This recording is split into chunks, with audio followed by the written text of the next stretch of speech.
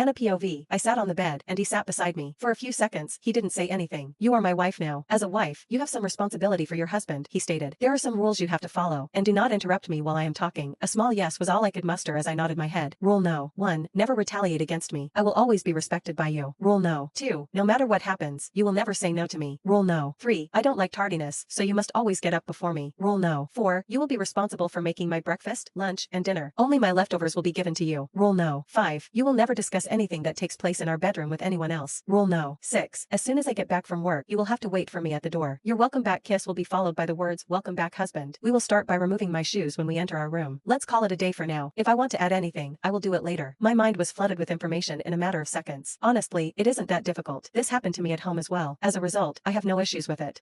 Okay. I paused in the middle, unsure what to call him. And you will address me as sir. He spoke in a cold, authoritative tone. All right, sir, I whispered. So, now that I've explained the rules, it is finally time to enjoy our wedding night. He told me and got up from his bed. Strip, he said matter-of-factly. I looked at him, stunned. What? But I'm not prepared. I believe I should speak up. Could you please give me some time? In hushed tones, I inquired. He locked his gaze on me for a few seconds before grabbing my hair in his fist and hissing. Didn't you say you're waiting for your husband to have sex? I'm sorry, I said as I sobbed in agony. Good. Take off your clothes now. But this time he said it angrily and jerked my hair. I stood up and pulled my zipper down from the back, causing the dress to fall to the floor. This is terribly embarrassing. I'd never been subjected to such humiliation before. I was only in my underwear because I couldn't wear a bra with this dress. He didn't say anything, but after a few seconds, he approached me and pushed me onto the bed. I became terrified, and the thought of what would happen next gave me a mini heart attack. He stripped his clothes off and stood naked in front of me. I averted my gaze. He approached me and bit my lips, causing me to squeal in surprise. He kissed me so hard that my lips began to bleed. I tried to push him, but he wouldn't move. He is so powerful, and I am so frail. After attacking my lips, he moved onto my neck and began biting it. He did it so harshly that I couldn't help but cry and scream, but he didn't stop, not even once. I finally gave up. He then began assaulting my nipples and biting on them. I'm not sure why he was causing me so much distress. I'd always heard that your first time would be excruciatingly painful. However, your partner would always try to make things easier for you. In my case, however, it appears that he only wanted to cause me pain. When he took off my panties, I snapped out of my trance. I'm completely naked now, and the tears of humiliation and embarrassment will not stop. Good. I want you all shaved, he grumbled. He leaned in and spread my legs. Don't do this, I begged. He ignored it and pushed his dick into my vagina, tearing my hymen in the process. My scream was so loud that it echoed throughout the house. He didn't stop or give me a chance to adjust. He began to thrust himself inside of me. Each thrust was more painful and hard than the one before it. Please stop. It hurts, I told him between sobs and screams. He gave me a dead look and said, get used to the pain, because I intend to do it every night, whenever I want. After that, I became numb. I just stared at the ceiling above me. I don't want to feel this way. I don't even want this life. I felt a weight above me after a while. As his full weight was on me, my breath became stuck in my chest. When I pushed him, he turned and lay beside me. All I did was stare at the ceiling. That was fantastic. I'm a sucker for virgin girls. However, I am now married and have a wife. Therefore, I promise you that I'll never betray you, and I expect you to do the same. He said I didn't respond to him. I'm at a loss for words. After a while, I turned toward him and found him fast asleep.